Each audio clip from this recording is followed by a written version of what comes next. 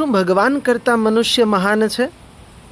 આપણે ઘણીવાર એવા લોકોને જોયા છે કે જે જોત જોવડાવવા માટે જતા હોય, અમુક પંડિતો પાસે જતા હોય, અમુક જેમના શરીરમાં જે દેવી માતાઓ આવતી હોય એની પાસે જોત જોવડાવવા માટે જતા હોય કે અમારું ભાગ્ય તમે જોઈ આપો.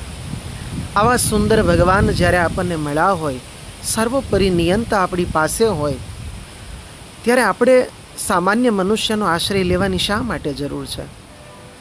આવું ત્યારે જ થાય જ્યારે શ્રી કૃષ્ણમાં આપણને વિશ્વાસ ન હોય. આપણો વિશ્વાસ ખૂટે છે.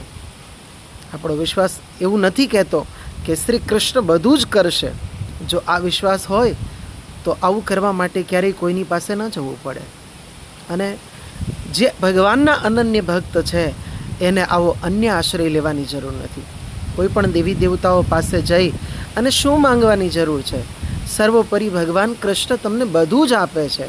જે સમયે જેની જરૂર છે એ ઈશ્વર આપણને આપી દે છે.